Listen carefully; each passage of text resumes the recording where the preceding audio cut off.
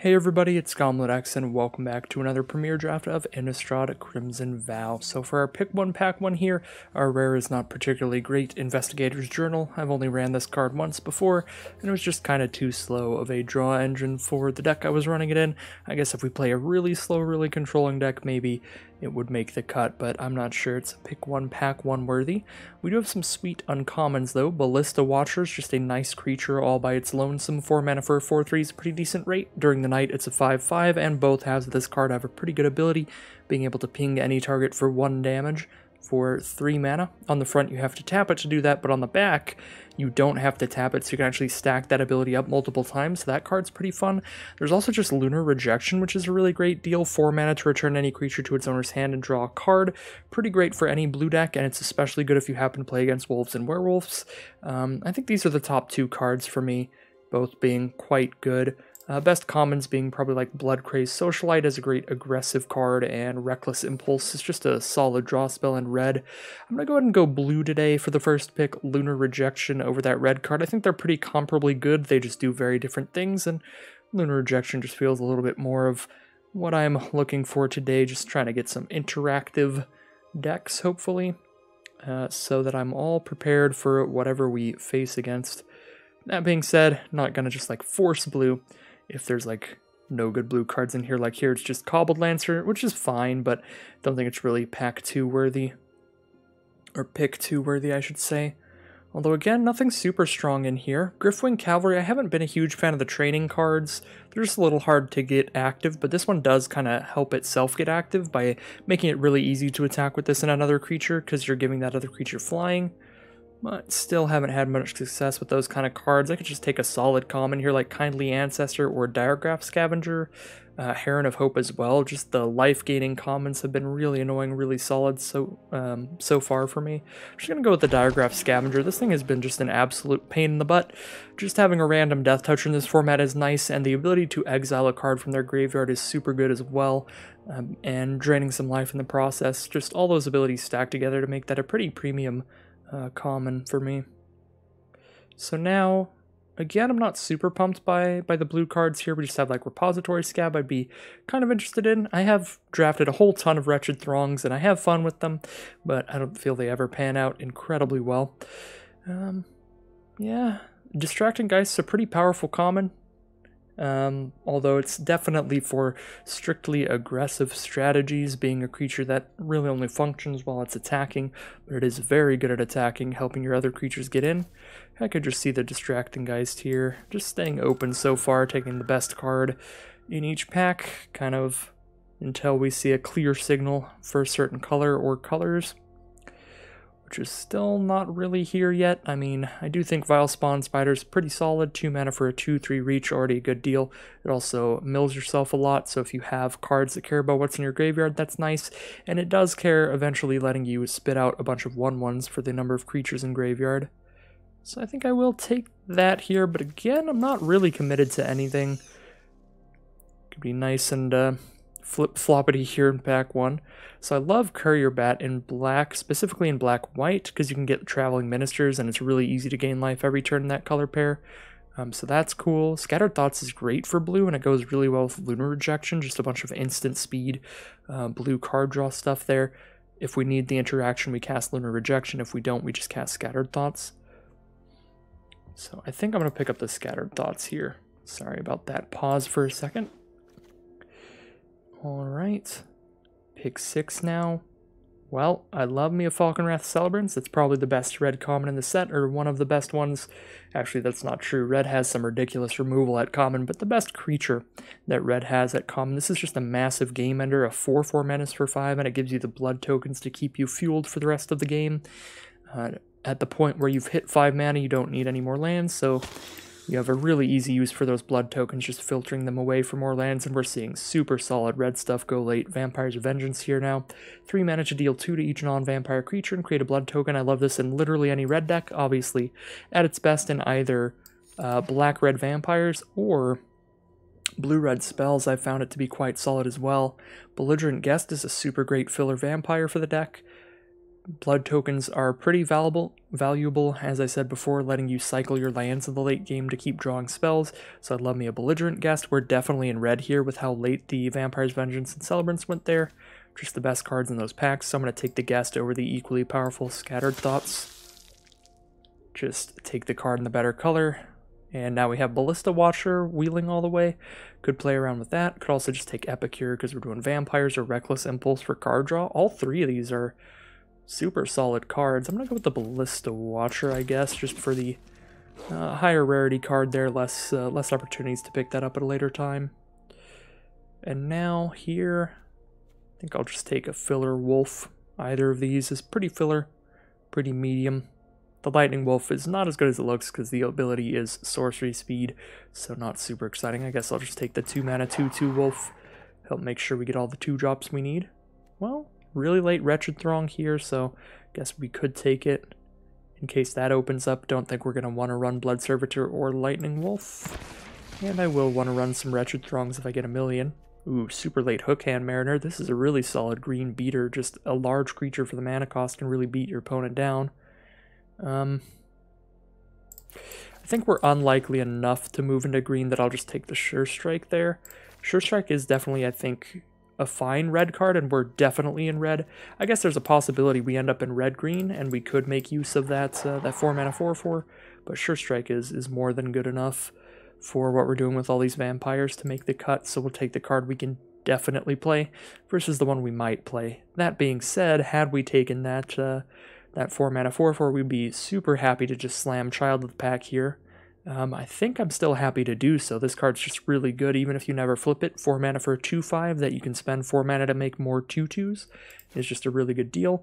And it's really easy to flip because if you're spending your turn just using its ability, obviously you're not casting any spells.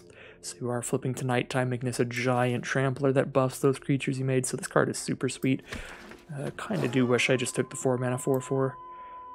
So we'd have a really good start to green-red werewolves. So we have Evolving Wilds, we have another Ballista Watcher. Blood Petal Celebrant's great on 2, and Fearful Villager is great on 3. Yeah, I think these creatures are all just really good at their respective mana costs, the 2, 3, and 4 drops, so it's really just which mana cost are we hurting for the most. Which, I guess we have 2 creatures already to play for 2 or less mana, 1 3-mana creature, 2 4-mana creatures, so it's probably not Ballista Watcher. Probably between the Villager and the Celebrant. Villager's a little more filler to me than the Celebrant, but if we're in green-red, could do a little Wolf Tribal with Child of the Pack.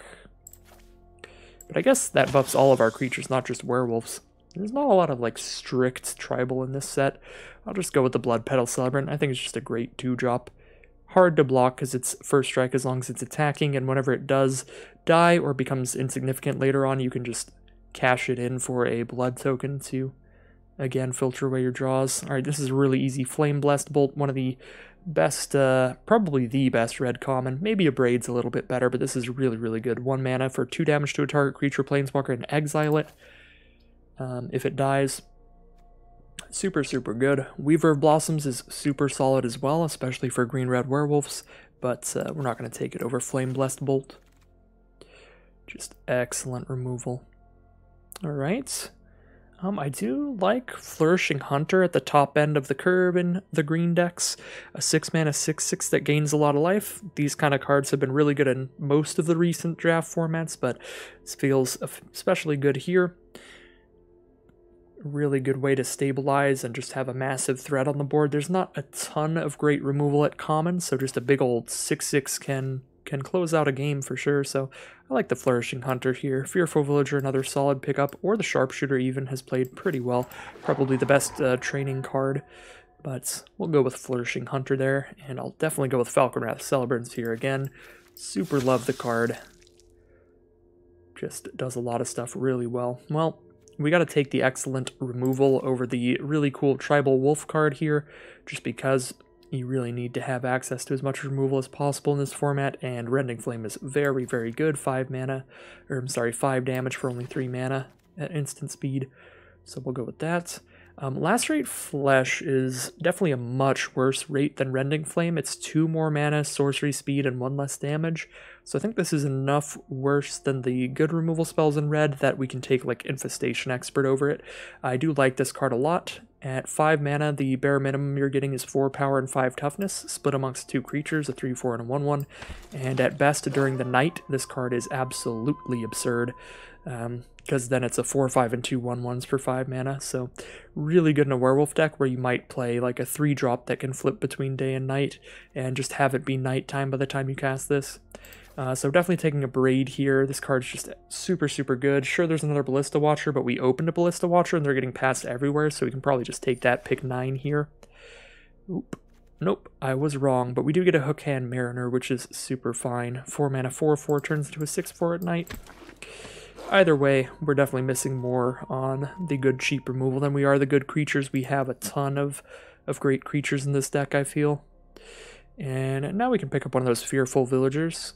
Really like the Villager quite a bit in this set. Again, the removal's not super good, so just a 4/3 Menace can kill your opponent pretty quickly. And this is also a way to get it to be nighttime quite early on. It's one of the few 3 mana creatures that will flip between day and night. So by getting this on the board, maybe we skip playing a card turn 4.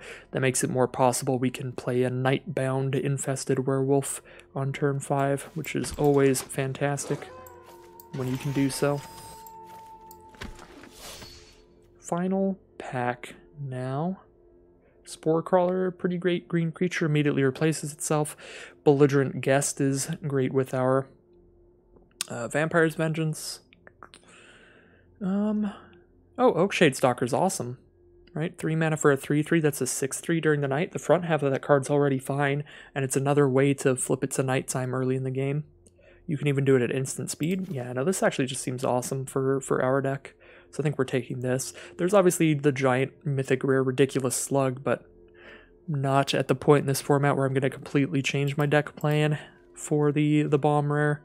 I guess it would be a possibility. We have 1 Evolving Wilds to really go for it. Alright, so now with 3 werewolves on turn 3 to get night and day flipping, I am very interested in another Infestation Expert. Also do just love the card. Let's get that in here. Only need a couple more cards for this deck to be complete, and then we can start cutting our most mediocre stuff. Deck is looking very sweet here.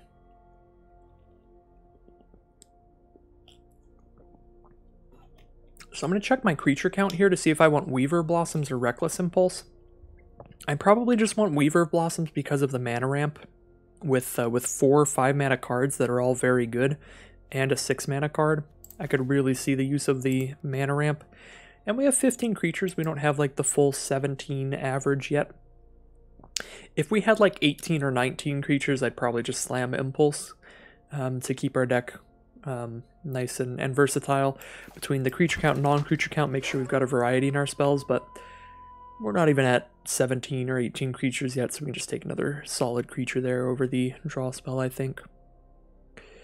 Sawblade Slinger is fine. We probably take a Roombound Wolf. Don't have a lot of 2 mana creatures. So we look at our 2 drops, 2 of them are non-creature spells, 1 of our 1 drop is, so we have 3 cards to play. Turn 2 or earlier, I tend to like having about 5 or 6 cards I can play before turn 3. So, yeah, get a Runebound Wolf here for the curve. And it's nice with the amount of wolves and werewolves we have, could do some good amount of damage. And now there's a Braid with pretty much no competition. Yeah, some mediocre auras. And this spell is actually good for blue-red spells, but not for our deck. Okay. Ooh, Packsong Pup is ridiculous. This card can absolutely take over the game if you have enough wolves in your deck. If you get this out on turn 2, and it's just getting a +1/+1 counter every turn, it becomes very quickly out of hand. You know, the turn you play it, if you play Snarling Wolf turn 1 and then play this turn 2, it's a 2/2 the turn you play it, a 3/3 the next turn, a 4/4 2 turns after you play it. This card just snowballs very quickly into an insurmountable threat. I think we have enough good removal. I don't really need Lacerate Flesh.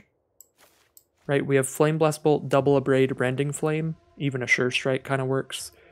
So we could take Spore Crawler or Falconwrath Celebrants with 1 Weaver Blossoms. Kind of like just really loading up on 5 drops. That might be a little bit silly, but pretty cool with it. And actually with Pack Song Pup in this deck, I'm definitely more interested in a Snarling Wolf #2 than a Blood Petal Celebrant. The card's fine on its lonesome, but it's really good with Pack Song Pup. So activating that is very exciting to me. So I'm going to take another Snarling Wolf. And now I'm just going to take cards for Vault Progress, just the highest rarity card there, since nothing in that pack's getting played for us. How many vampires we got? Not enough, right? We have 5. Guess that could theoretically be enough for Markov Retribution. I'm not really going to play another Belligerent Guest because we ended up being the Werewolf deck, not the Vampire deck here. Alright, we'll probably play Reckless Impulse. And I will not play any of these cards at the end.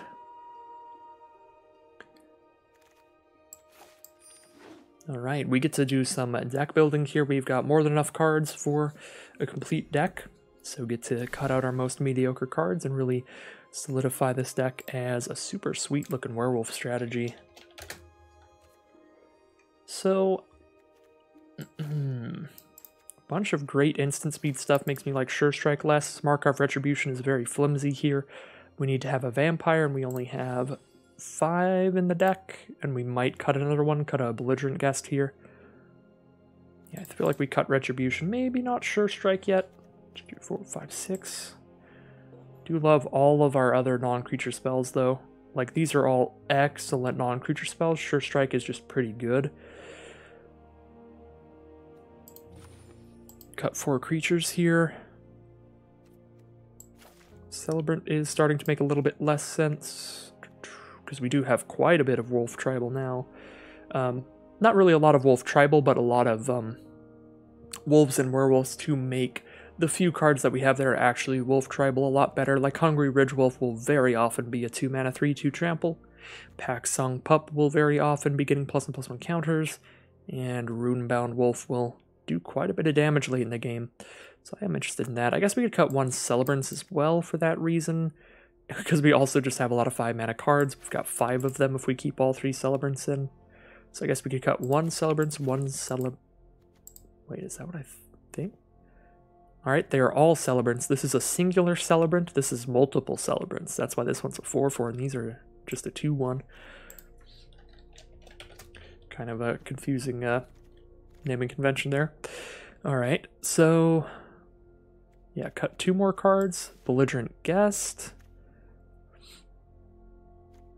I accidentally sorted by R instead of CR, so my forests are up here because they have an R in the name. Or I'm not sure why. I don't know why type R makes forests go up here, but then not these cards have R's in them. Strange. I mean, it worked well enough. It's just all my creatures and my forests up there. Really weird. Anyways, back to the deck at hand. We can definitely cut the Belligerent Guest, and then we need to cut 1 more card. Exactly 17 creatures here. Could make it nice and easy. Go with the very standard 17 creature deck and just cut Sure Strike. Oh no, Reckless Impulse went up there. Alright, well, let me fix that. There we go. Yeah, I think I'm cool with that. Just cut the Sure Strike here. We have Flame Blast Bolt, Double Abrade, Rending Flame, and Vampire's Vengeance, all as just a boatloader removal. They all seem excellent. Yeah. And sure, we have some cards that die to Vampire's Vengeance, but I think in the average matchup, our opponents are going to have more cards that die to it than we will. And of course, like, we could just not cast it if it's going to mess our stuff up. And if we had more blood tokens, then there would be a really low cost of running this. We don't actually have that many blood tokens. We just have like the 2 Celebrants to make them outside of the Vampire's Vengeance. But that is another way that you can make it so you can run these semi-sideboard looking cards main deck without much hassle, because you can always just discard them to a blood token and draw your next card. But yeah, I mean, I don't think we have anything for 3 or more mana that dies to the Vampire's Vengeance. Yeah, we don't, so I mean, we're pretty set up for it. So this seems pretty nice. So here we are with the werewolf deck in Crimson Vow. We'll see how it does here. Ooh, and here we are in round 1 with a very evenly matched game. Number 574 versus 547. Pretty cool. Love this hand. Yep, turn 1 Snarling Wolf. Just bash in with it for 3. Turn 3 we can crack our Evolving Wilds, because we'll probably not be casting Rending Flame turn 3. Seems good to me.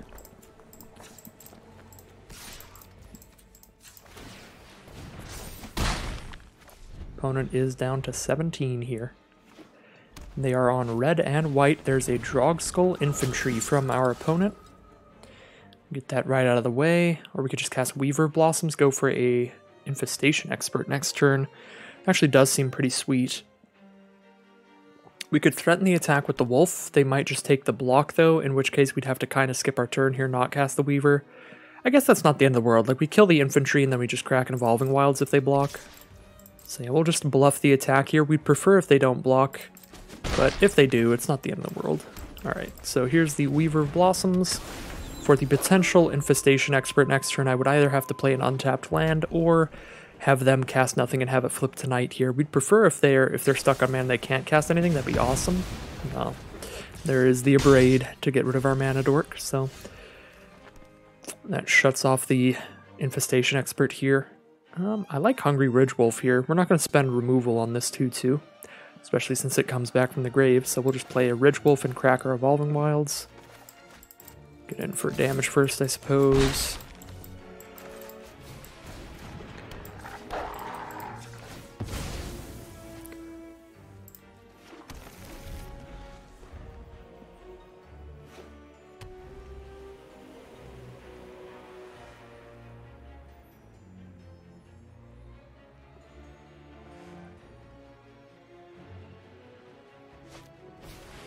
Markov Waltzer from our opponent. Very impressive, aggressive card. Probably going to kill that with an Abrade. Take all this damage for now, though.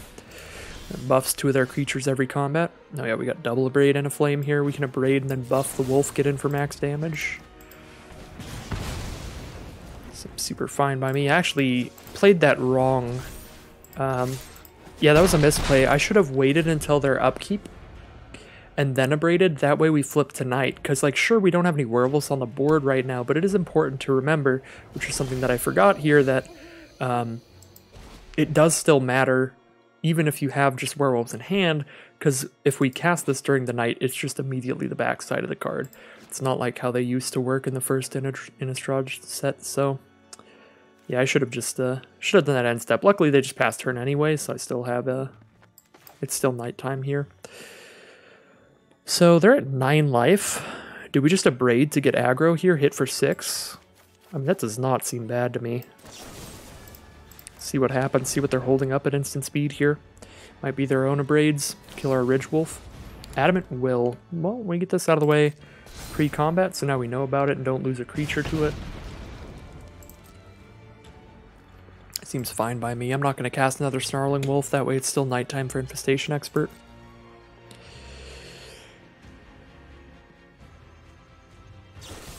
They have an Abrade as well.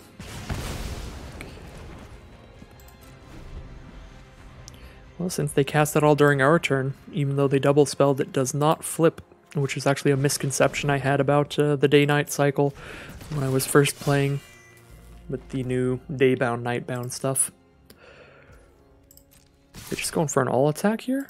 Interesting. I'll absolutely take this kill. Just go down to 9. They must have some aggressive stuff in hand, maybe some more haste creatures or something. Yeah, we have a 3/3 to block with just by playing another Snarling Wolf. However, we can't afford to buff this wolf if I want to hold this one as a 3/3 to block with, so just hitting for 1 damage here. This way, I'm also holding up a Rending Flame without looking suspicious, because they just think I'm holding up Snarling Wolf's ability. Griff Rider. Alright. And a land. They don't attack here because I can just make this a 3/3. We'll Rending Flame the flyer end step here. Alright. Enough mana to buff both wolves, so I think we just attack with one and hold the other. Take the block here. And the reason I'm playing so defensively, even though I could go all out with them at 8 life, is because of their really aggressive choice when they cast the combatants to just cash it in for a little bit of extra damage there, just attack into the 3/3 wolf. That makes me very suspicious they have some kind of burn spell to try to finish me off or something like that. So I'm going to play it pretty safe here, maybe too safe. Fearful Village is an excellent draw, good lord. I'm actually just going to cast that rather than buff those because it's a 4/3 menace. That's such a huge threat here. If we cashed all our mana into the wolves, our opponent would be at 2 life here, but I like having the board wider, and then we can just buff the wolves this turn, and it's still pretty likely to kill them. So that is game there at the end. I would really like to see what they had in hand, because it was probably something pretty sweet, but just not quite enough. Our opponent made a very good decision killing our mana dork early on, because we did have a lot of 5 mana cards in our hand by the end of that match. And we're a little bit starved on mana in terms of being able to use the wolves' abilities and still cast spells.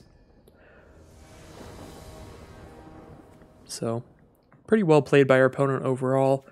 Outside of the attacking the 2/2 into our 3/3, but we don't know what they had in hand, making them want to make aggressive plays like that, so it very well could have been the best play. And that is why I would be very interested to see what they have in their deck / hand. Alright. So don't really start till turn 3 here, but I'm pretty fine with it. If our opponent's like hyper aggro and they start playing stuff really early here, we can just Vampires of Vengeance and be pretty fine, so pretty happy with this hand. Playing against blue-black here, starting with Skull Scab, I will absolutely Flame Blast Bolt that. That is one of those cards that's going to make the exploit decks run at full efficiency. They get to exploit their creatures and still spit out replacement creatures as they sacrifice cards, so we're going to bolt that.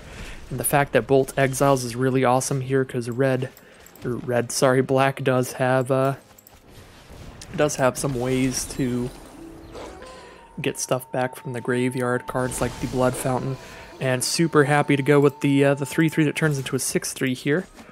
That was the reason I played it, in case they don't hit a card. The just 6/3 on an empty board is so much better, and if they do play a creature, I've got multiple removal spells to try to clear it out. And just hit them for more damage, and unfortunately that's just too much for our opponent. This is one of the aspects of both Innistrad Midnight Hunt and Crimson Vow that I'm not a super huge fan of. There are a few mechanics in the set, one of the big ones obviously being Daybound Nightbound, that can really punish you when you're on the back foot. So here, because I'm playing the Daybound Nightbound deck, the Wolves and Werewolves deck, just playing a card like this 3/3 and having our opponent skip their turn just put us in the driver's seat so hard to be able to attack for 6 damage turn 4 with this thing, plus every other werewolf we cast throughout this game just immediately coming out as the nighttime version. Really, really punishes our opponent for missing a land drop there and not being able to cast a spell turn 3. Just ends that game super quickly. So 2-0 with the Werewolves deck. So we are heading into round 3 here, and I do believe this is a mulligan. The only on-color card we have here is not incredibly impactful by itself, so I think we just need to mulligan, hit both colors here. There we go, we have both colors, although might be a little bit of an issue hitting another land. Reckless Impulse helps with that a lot. Yeah, this seems pretty solid. I think we get rid of 1 wolf here. Only need 1 more land for Villager. Yeah, it's a lot bigger on its lonesome. Seems good to me. Now we have a definite curve. Turn 1 wolf, turn 2 probably impulse, although it's ideally you wait on impulse until a turn where you haven't played your land drop yet, but this might be one of those hands we just have to cash it in to draw our land for the next turn. Yeah, this seems fine by me. Well, we are on the draw as well, so we might just hit our land. Not even have to worry about it. Yeah, there we go. I guess we're just cracking Evolving Wilds turn 2. Casting Impulse later when we can definitely play everything that gets exiled to it. Alright. Yep, I mean, I think we just crack Evolving Wilds turn 2 rather than pump the Wolf. That way we can play the Fearful Villager turn 3. Seems better than just cashing in our 2 mana for 2 damage right now.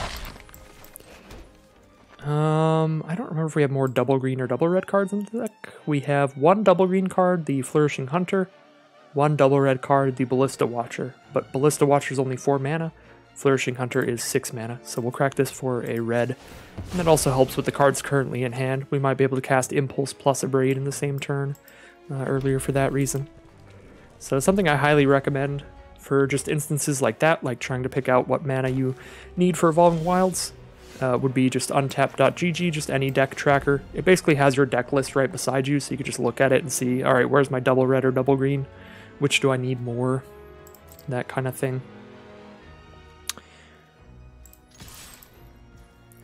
It's basically the same thing as if you're in a paper tournament where you have to register your deck list, just making a copy of your deck list and just having it beside you, and just looking at it when things like that come up. Which is something I'm too lazy to do, to be honest, but I have long time ago played in events like that, like big sealed events, where you had to register your decks. Back when pre-releases were massive, like conventions, nearly. So, our opponent has a Rural Recruit on the board, which is pretty annoying. It's a 1/1 with training that comes with a 3/1, so it'll be a 2/2 if it attacks alongside it, then it'll turn into a 3/3 the next time. Just getting a +1/+1 counter every single time. Could Impulse here, hoping to hit the land, and then when we do, play the land and Abrade one of their cards. Kind of like just attacking with Fearful Villager, and if they go for the double block to kill it, then... I mean, they just won't, because that's a terrible double block for them. We just kill both of these. But I mean, I guess it all came for one card, so it's trading this one card for this one card. Yeah, I mean, the Villager, I guess it blocks the Recruit well if they attack in, and the 1/1 blocks the 3/1. Oh, I guess I do like shutting that off. We'll play it really safe here. Let's go for the Impulse. Hit that land drop. Excellent. 2 land drops, so we'll get to get full value off the Impulse, play both of the cards we just hit there. And I don't even need to Abrade right now, so I guess I'll hold on to it. Maybe they'll play a scarier creature here. Dormant Grove. Not a scarier creature, but I can kill whatever they're going to put the +1/+1 counter on it before the ability resolves and slow this card down, because when this does flip, it's ridiculous. And even the front half, pretty good, putting a +1/+1 counter on a creature every turn. So just anything we can do to slow that down seems good to me. Mitigate the value they're getting out of it.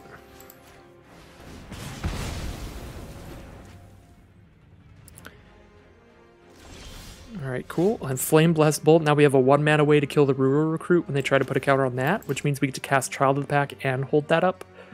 That being said, we could just cast Infestation Expert, but I think I'd rather hold up the 1 mana removal and play the Child of the Pack because it's also very good.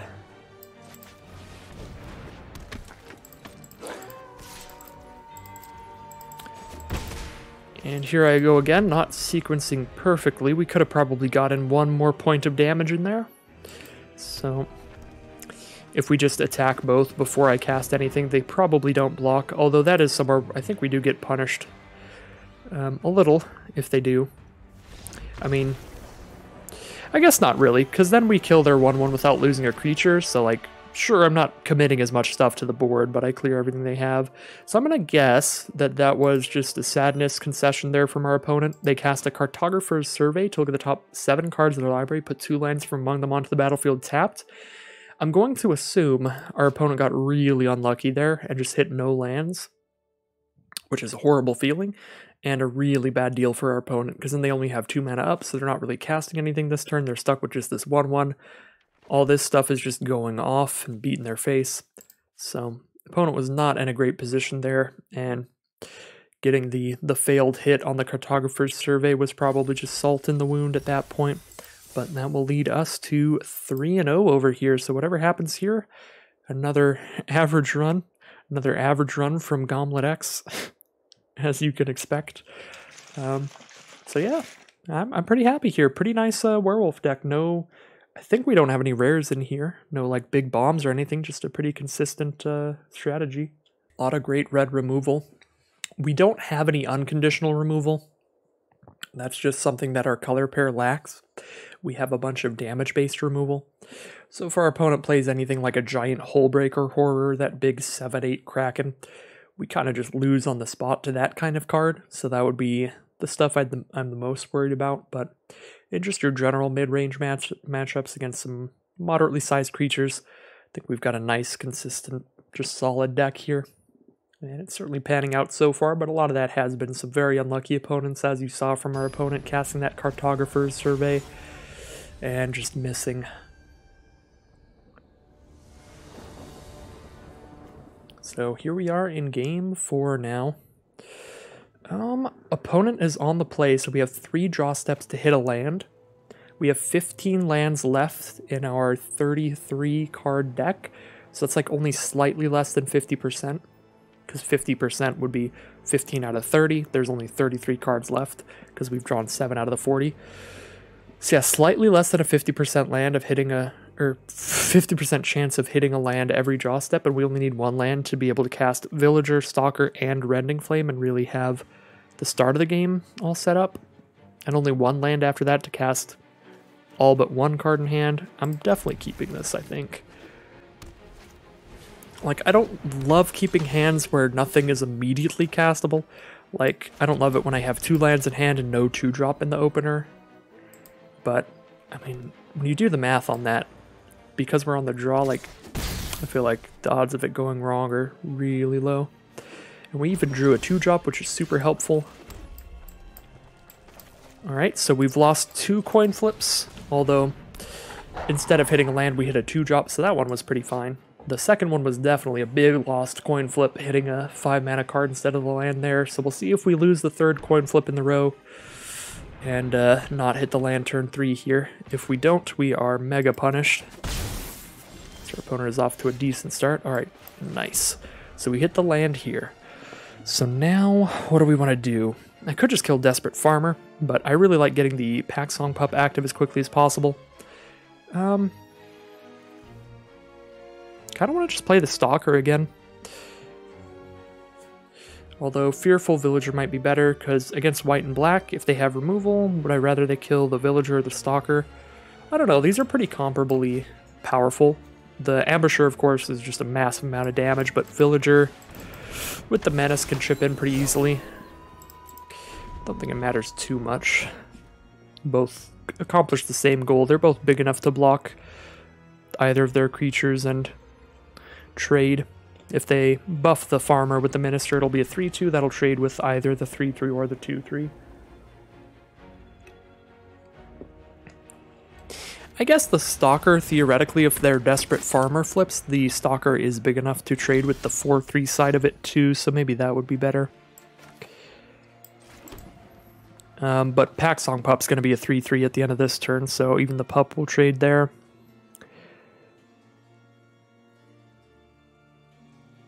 I think I like just making the most of my mana here and casting my most expensive Werewolf. Plus it's very good against the Traveling Minister. We can just shoot that at any point to kill it.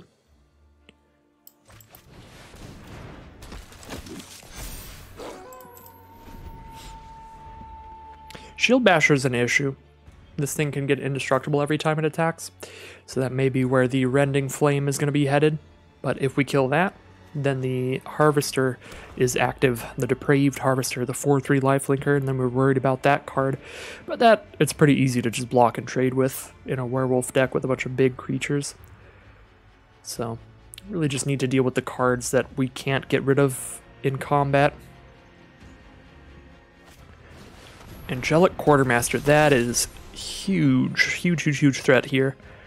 That is almost definitely what we're going to end up Rending Flaming now, because we just don't have like flying creatures or reach creatures really. And obviously we can't get rid of that in combat if we can't block it. So we'll see if the Shield Basher comes in here. That'd be pretty cool. I might just cash in the Ballista Watcher, other than the Farmer flips, but I'd rather cash that in than the pup because I have so much stuff still left to cast here. I'm unlikely to want to spend the mana into the Ballista Watcher's ability.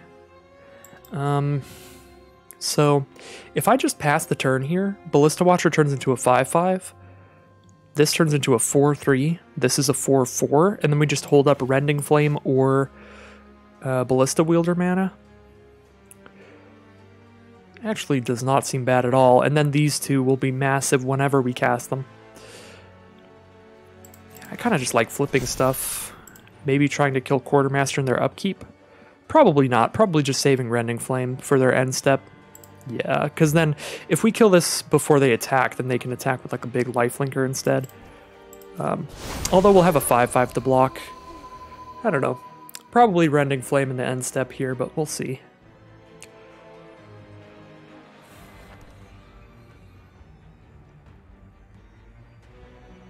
The instant speed red removal is just so good in these werewolf decks because it makes it so you can more easily just pass the turn like this and just not be out of things to do. That's another thing Ballista Wielder is good at, because even if we didn't have Rending Flame in hand, like arguably we could just hold up this ability. Although Quartermaster has put a counter on the Ministers, that ability can't kill anything anymore, it just does 1 damage to our opponent's face. But theoretically, there are situations where it's nice to just hold up that mana. Alright, so they are getting in with the Shield Basher and the Quartermaster. We're going to take quite a hit here.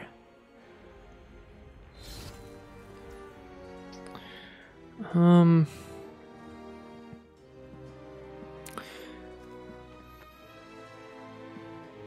don't want to run into like an Adamant Will or something, so I'm just going to take the full damage and go to 10. I could try to shoot this right now, but hopefully they just play another just medium creature that I'm not worried about.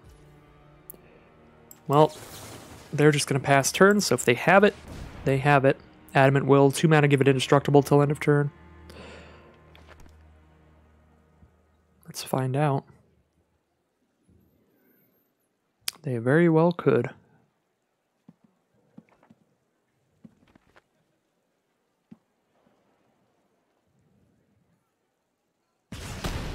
Right, they thought a long time about doing something there, so they have something. Alright, so our board state's pretty ridiculous. The magical dream here would be to have 1 more mana and just drop the infested werewolf, because it gives us multiple blockers. But also just playing another 5/5 here seems super great. The 5/5s, we can block everything but the Shield Basher well. I guess they get to buff the Harvester into a 5/5. Oh, so this is a 6/3 for 3. It's a 3/2 for 2. I think I like just playing Child of the Pack here, which will be the backside, the Savage Packmate. Make our field absurd.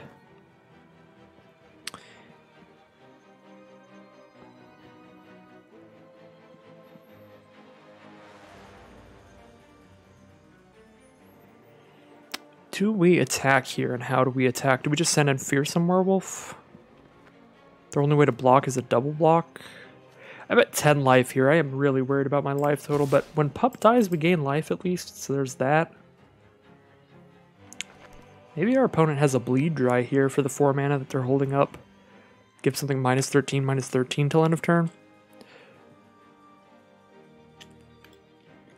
I doubt they cashed it in on the werewolf, the Fearsome Wolf. They probably use it on one of the 5/5s. Any of the 3. I think their best choice would be to get rid of the Pack Song Pup, because it does gain us life when it dies, which is really important for us right now, sitting at 10 life. Especially playing against the Shield Basher here. So we just hit for 5 with the Fearsome Werewolf. They do have the Bleed Dry for the Pack Song Pup. That is huge. That is incredibly bad for us.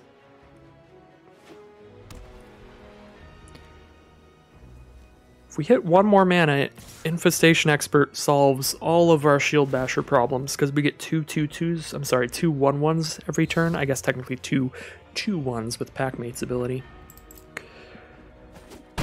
But for now, we are having big Shield Basher problems.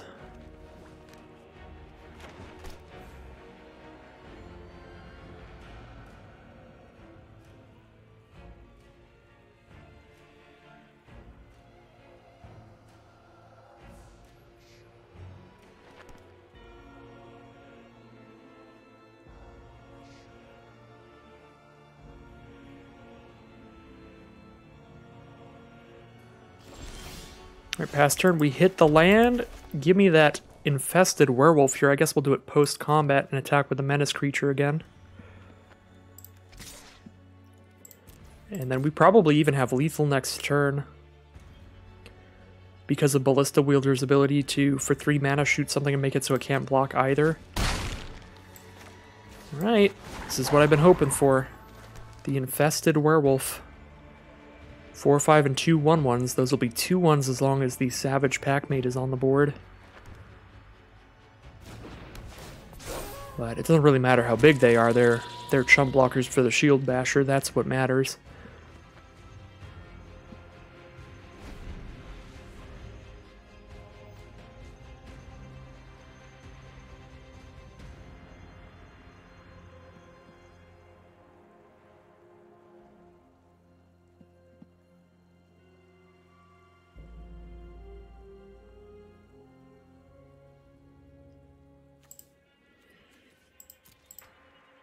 I am so happy it is nighttime right now. Our board state is just dramatically better than it would be during the day.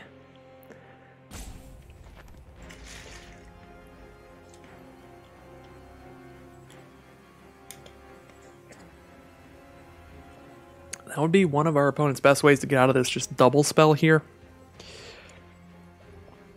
But even if they do, if they're not like getting rid of some of our werewolves in the process, we can still survive until we can flip it tonight again. And the Oakshade Stalker makes it easy to do that because we can just flash this in. Choose not to cast anything during our turn. Alright, so they are sending in the Depraved Harvester here for the life gain. So I have to lose an actual creature here to not die, which is unfortunate. So I guess I only have to lose 1/1/1 here if I do that and then just trade one of my 5-power creatures here. Because I could like double block with 2 1/1s there and then block 1 5-power creature there, but then I'm losing 1 more creature total in the grand scheme of things. Oh.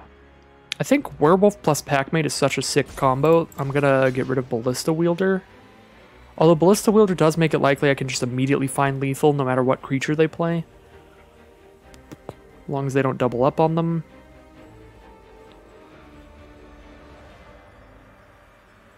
Oh.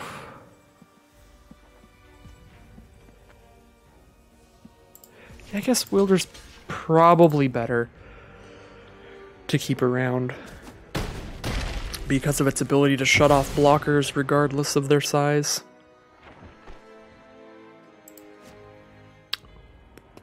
I mean, they gained enough life here. We're not likely to find lethal, so could have been wrong.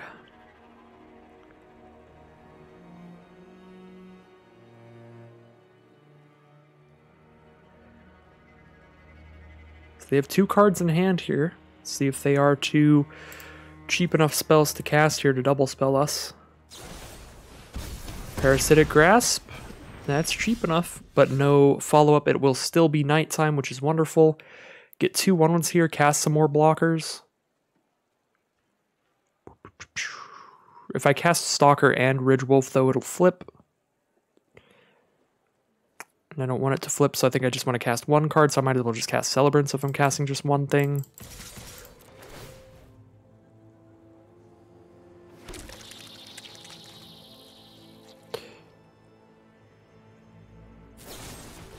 Alright, destroy an attacking creature. Sure, so they're just top decking here. We're going to have 3 blockers. Yeah, I think we're well over safe enough to actually just pass turn here. And like if we need a blocker, we flash in Stalker, and if we don't, we just shoot Minister twice with the Wielder. Get rid of one of their creatures here. That actually seems better than just running out the Celebrants.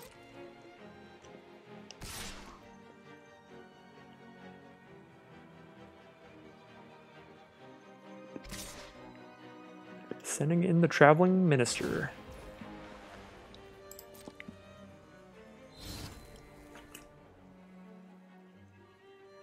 Do I flash in the Stalker and try to block the Minister, or do I double shoot the Minister? Flash and go for the block, I think. because then we're committing to the board and killing that.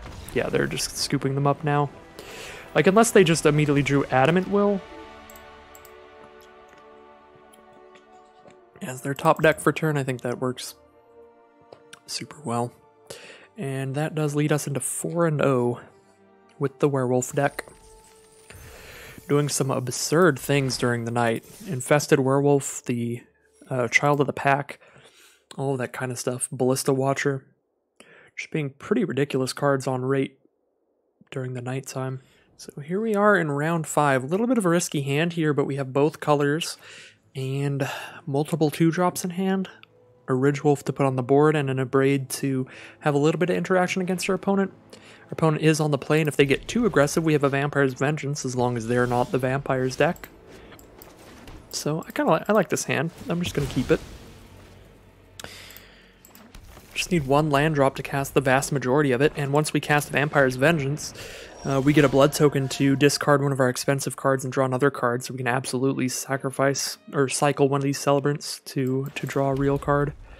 I'm actually just going to play all in on Vampire's Vengeance here, and not play the 2-drop creature, because it would die to the Vengeance, but I will play a Fearful Villager, because that will not die to Vampire's Vengeance. It has 3 toughness. Courier Bat, that will die to Vampire's Vengeance. Alright, so things are looking really well. I want to try to get them to overcommit into it, so I'm going to keep putting creatures on the board, make it not super suspicious that I'm just not doing anything here. And we'll see if they have any more 2 toughness creatures. If they do, we're living the dream. For now, they just have removal for that. Is that it? That's it for now. Could cash it in right now and get the blood token, discard the Celebrants, draw a card. But I mean, Fearful Villager, we're only taking 2 damage again. I think I can risk it and go a little bit farther. I guess we're taking 4 if they kill that again, and they do kill it again. Excellent removal from our opponent. Double Parasitic Grasp, which is perfect against humans. They got to cast them for only 2 mana apiece, which let them double them up on us there. Wedding Announcement, that makes 1/1s or draws them cards. It's going to draw them a card here because they attack with 2 creatures. That is absolutely brutal. I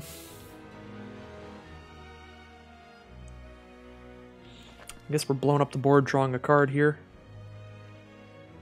Hoping to hit a land drop.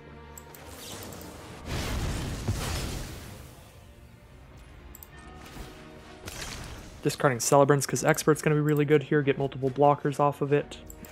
Alright, awesome.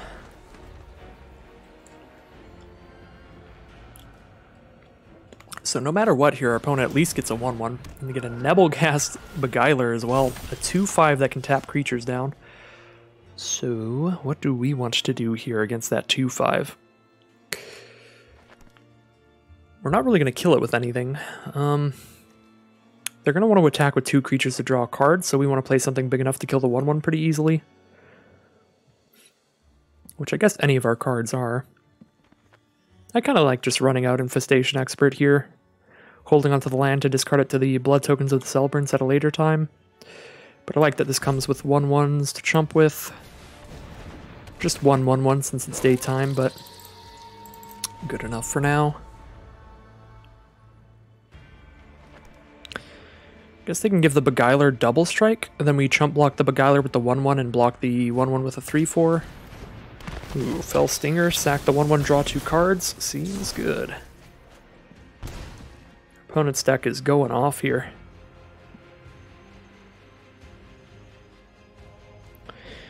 So the Wedding Announcement is going to flip in the end step here. They get another 1/1, and then their whole field gets +1/+1 for the rest of the game, which is going to be terrifying.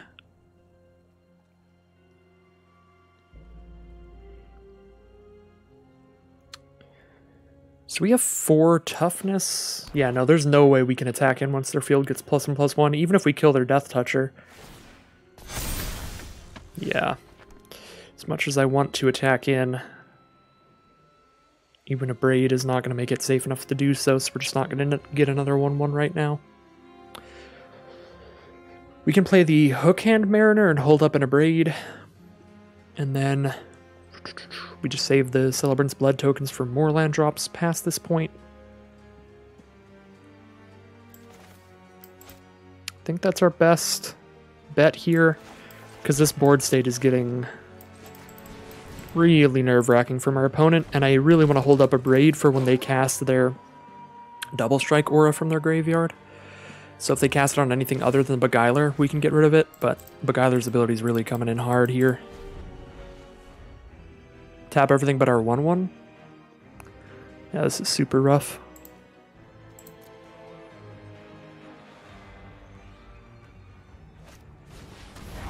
Oh, that's so good for us. If they don't have Adamant Will in hand too. Okay, nice. That is exactly what I was hoping for with the Braid.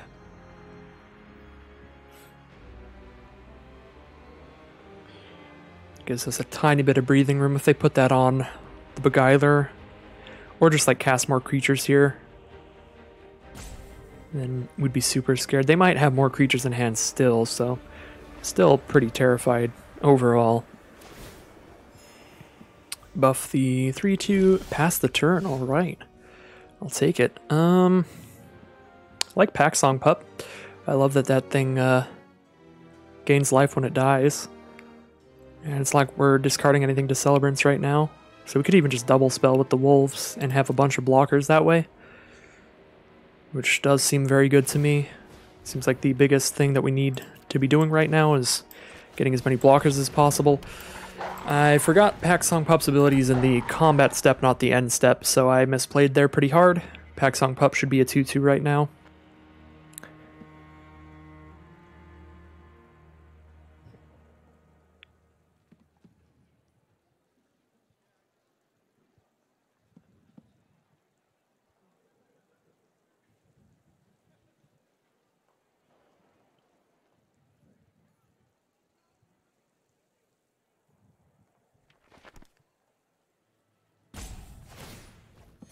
Alright, gaining the life.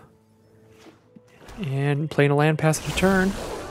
Which means it goes tonight, which is huge for us. They do get to tap down that infested werewolf, but Rip Hook Raider starts getting in now. Celebrants is actually going to draw us a card.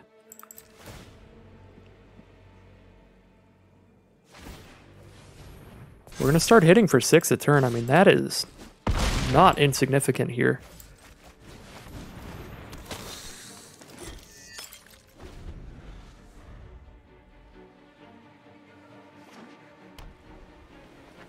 These blood tokens from Celebrants are absolutely massive. To make sure that we don't end up in the same position as our opponent, just flooding out here.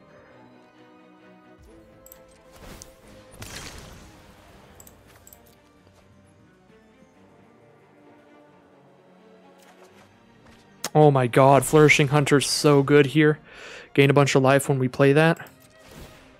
And just have another massive creature to start attacking with.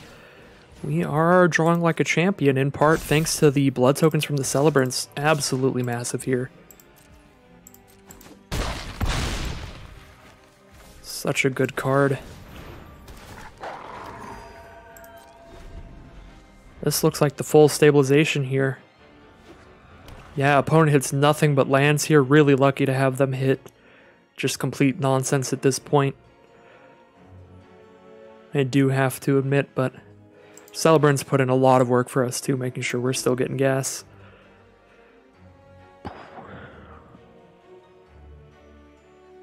And I mean, that looks pretty locked up to me, unless they have the Black-White Wrath in their deck. That is a card, but they would lose their whole field as well.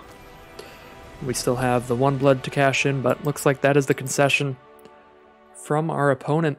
And that will be 5-0 now for the Werewolf deck. We might have lost the game in there. I do get a little fuzzy recording in the middle of the night like I have to this time of year. But yeah, 5-0. All right. I'll absolutely take it. The Werewolves have come back with a vengeance in this format. They got really angry at being one of the weaker archetypes in their own set in Midnight Hunt. Alright, here we are in round 6, 5-0 thus far. We got that Pack Song Pup turn 2. It's not immediately going to get bigger because we don't have the 1-mana wolf alongside it. But if we hit a land by turn 3, play another wolf beside it to make it really good. Ooh, Really not a fan of that. Concealing Curtains is a super, super good rare. I've played with this in a sealed deck once, and that basically won us every game we drew it. It's basically a 3/4 menace for 3, and it rips our best card out of our hand and makes us draw something else. That being said, I guess it's not that good against us here, because we would like to cycle literally any of these in our hand for just another land. So we're actually pretty cool just discarding any of these to draw a card. But still, a 3-mana 3/4 menace is a really big threat very early in the game. And going to be quite the scary card to face up against. Right, Reckless Impulse is the draw. We could use that to try to hit more lands, or we could just play the pup and immediately have it be a 2/2 and a 3/3 next turn, and so on. This could definitely be wrong, but I'm just going to cash in the pup here. Like, what's the worst case scenario? They flip the curtains, get rid of our impulse, and then we're drawing one of the 2 cards that would have drawn us anyway. That doesn't feel bad to me. And then, like, if they don't get rid of Reckless Impulse, we just cast it next turn. If we don't hit our 3rd land. So we'll reorder like that. These are the most likely to get played cards in the hand. Aw, Gift of Fangs on the Pack Song Pup to go ahead and just finish it off here nice and early before it gets too big to deal with. Our opponent is stuck on 2 mana here, just double black for now, so we're both stuck on 2 mana. But we do have both colors, which is good. With a 0/4 that's going to turn into a 3/4 on their board, I'll just take this trade. Because we're not breaking through that 0/4 anytime soon. Well, they do hit the next land this turn, actually, and we do as well. I think we want to play a menace creature of our own, so we can actually attack through that. Although they might be attacking as well. Maybe just the better attacker.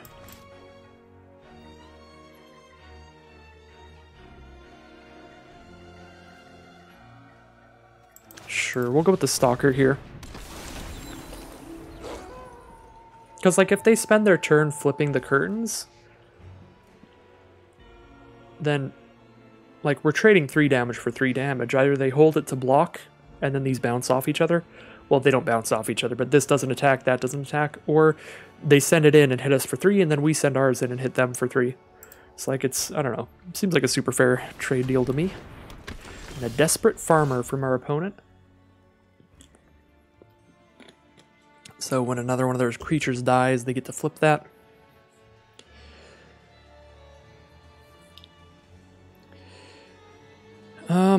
Still not loving Reckless Impulse because we're not committing anything to the board that turn. We're just digging for a land, but we've got 4 and powerful 5-mana cards in hand here, and we don't really need a 2/3 to block with.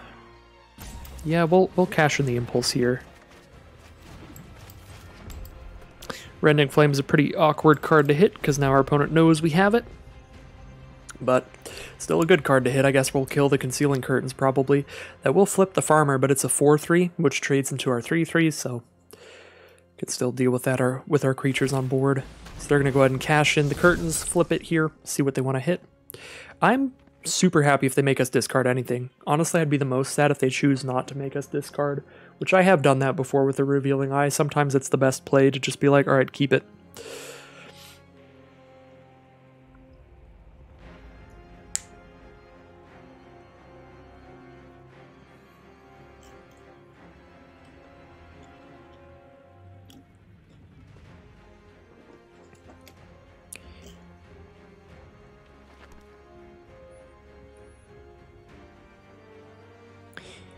They're going to get rid of the Infestation Expert. I guess that is actually the smartest discard, because it's like, if we discard that and then draw the land, then the land isn't actually that valuable for us, and if we discard that and draw some other non-land card, then it's like going to be just as big as that would have been. So that's actually a really smart play from our opponent. However, it is nighttime now, so we get to send in our 6/3, which is pretty cool. We get to play a Ballista Watcher as a 5/5. Although, if I don't want to lose value, I have to cast a Rending Flame here before my end step. Maybe I'm actually going to Rending Flame the Farmer, just because it's annoying. I don't like killing the Eye and then they have a 4/3 lifelink out. I can outrace a 3-4 Menace because they're still stuck on 3 mana, and all of our creatures are going to come out as massive powers. Yeah, I'm actually going to kill the farmer. Outracing 4 power of lifelink is just super hard to do. I mean, sure, we have plenty of creatures to trade with it, but then we trade creatures off and they still gain 4 in the process. It's just feels like it's going to be more annoying in this game than the Menace is.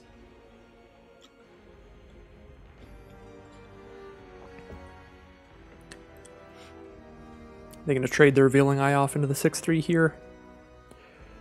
Could be where they're at this point. Nope. Send it in. We're down to 14.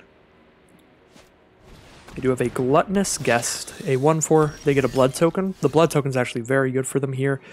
Discard some expensive black card and try to draw into their second color. Just play our most impactful card. That's probably Ballista Wielder. Although Mariner is 1 more power and harder to block. Could really be either. I guess the most impactful part of Ballista Watcher is its ability. And next turn we can cast it and use its ability, so we get just as much casting it next turn as this turn, so we might as well cast the Mariner this turn instead.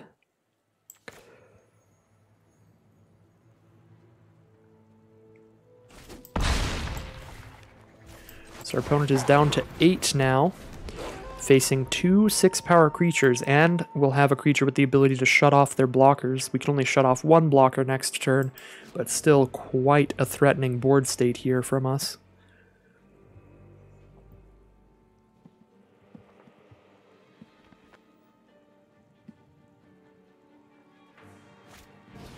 And a Fell Stinger from our opponent, actually going to be pretty impressive on this board, although we will probably just shut off that as a blocker. Oh, they're down to 6 now. And we draw a Braid? Can we just kill them? Yeah, we just Abrade 1. The other one gets in. Abrade was such a top deck here. Although I guess we could have just played Ballista Watcher and shut off a blocker that way. Either way, shut off 1 blocker, the other 6-power creature gets in. Yeah, that's true. We just had immediate lethal either way. But that is 6-0 now for the Werewolf deck, just getting some really lucky games overall. The deck really showing off the power level of some of these new werewolves as well. Not entirely luck, but a lot of it has been some unlucky opponents. So certainly some unfortunate matches for a lot of our opponents here today. I may or may not have hacked into the system. I'm not going to confirm or deny anything tonight, but it's a possibility. I guess it all depends on how round 7 goes. If it's a 7-0 here, then I guess you could take that as proof I've done something. Alright, here we are in round 7 for what could be the final boss if we win the round. And if we lose, we've got a couple retries for the final boss. So overall, an excellent draft, whatever happens here. And a pretty excellent hand to top it off. Turn 2 creature to play, multiple cheap removal spells, Reckless Impulse to play, I guess in the middle of this game between our Ridgewolf and our Celebrants. Draw some cards, get some mid-range plays there. But overall, we've got a pretty good lineup for the whole course of the game. And now we've got a great mid-range card, the Child of the Pack, to play turn 4.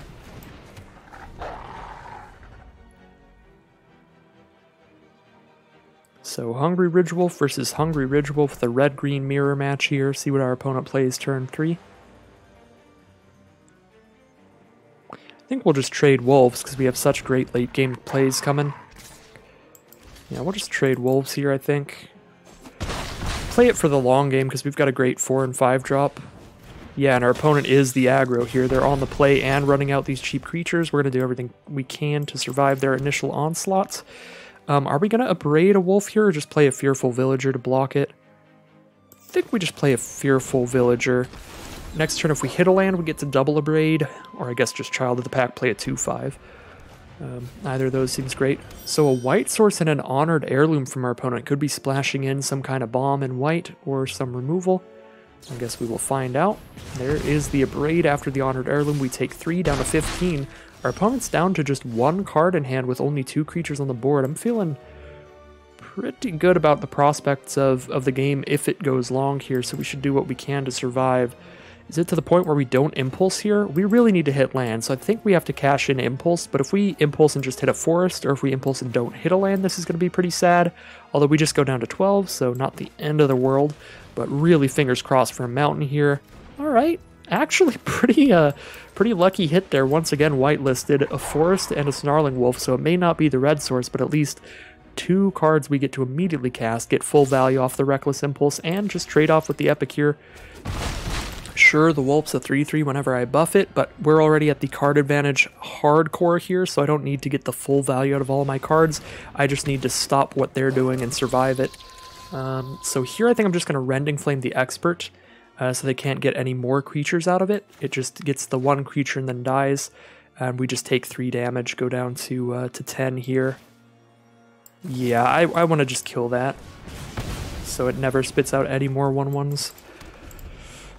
The alternative is to like play Celebrants and then we can block their 3/4, sure, and kill it then, but then they get another 1/1 out of it in the grand scheme of things. Alright, well I'm getting scared again because that is a 4/4 menace, which is huge, and they have a bunch of blood tokens to cash in to draw more cards. Really need a second red source here to double Abrade, kill the Celebrants potentially. Or at least be able to cast Child of the Pack and Abrade. It's the best play if we can't. Yeah, the Celebrants with Menace here is a big deal. Rending Flamesing the Infestation Expert's looking pretty bad here, in hindsight. Oh. I guess we're playing the Celebrants, and it shuts off these 2 as attackers, and then if we do hit the red source, we get to cast Child of the Pack and Abrade next turn, which is excellent. So our opponent cashing in the blood tokens to draw some real stuff here. This is where we get really scared. Our opponent's card disadvantage doesn't matter if they can filter into their best cards every turn.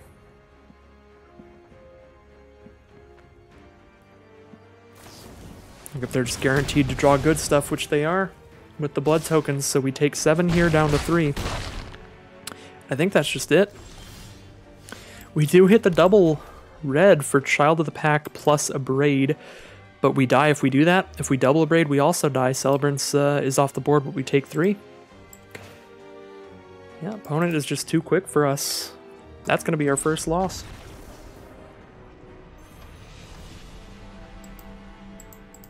Our only way out of that game would have been to foresee them having the other solid 5-drop and just playing the Menace creature first. Going for the block, letting them get that 1/1 out there. And chip in for the immediate extra damage, but in the grand scheme of things, less damage overall when we get to kill the Menace creature. So the Rending Flames really did not line up well for us. So here we are in round 8. I mean, turn 1 Wolf, turn 2 Pup is so good that I'm willing to keep a mono-colored hand for it, because if our opponent doesn't immediately drop the removal, that Pup takes over the game so quickly. Just always going to be tied for the biggest creature on board if it comes out turn 2, which it will here, and we immediately draw the red source. This hand is getting better by the second. Pretty ridiculous start here. Our opponent starts with Ceremonial Knife, which I do actually kind of like this card, but it's not going to be great when they are on the defensive, when we're on the play here, because they're going to need the extra mana to equip that later in the game, so it's not going to impact the early game too much.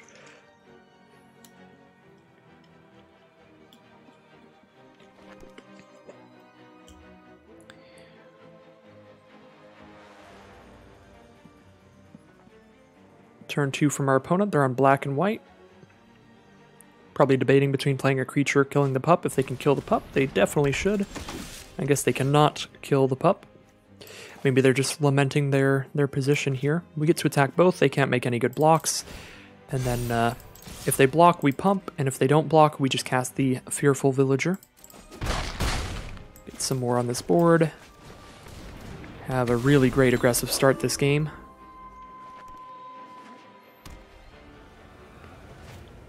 Kindly Ancestor from our opponent is pretty annoying.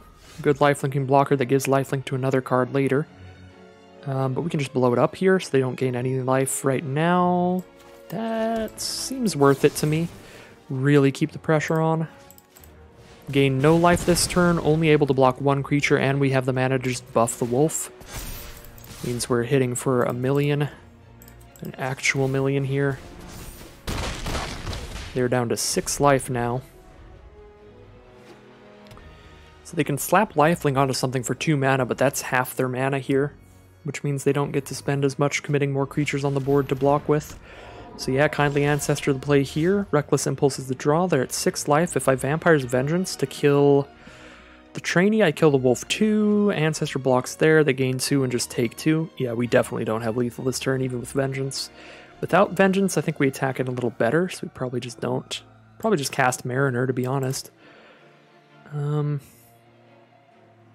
Yeah, probably just casting Mariner here. They have 3 power to block with. I guess they could double block Villager, but then they take 6. They go to 2 life from lifelink. They could double block the Snarling Wolf too, but then they take 7. They probably don't.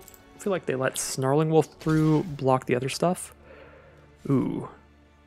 I was going to say, if they don't block Paxong Pup or Snarling Wolf, actually, now that I think of it, we can buff the wolf and that's lethal, even through lifelink.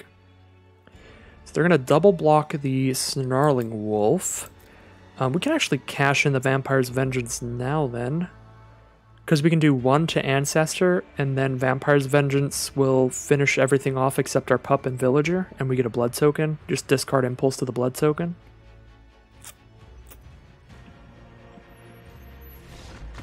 Oh, they're just going to scoop them up. I'm playing too slow. I'm trying to think what the best line is there.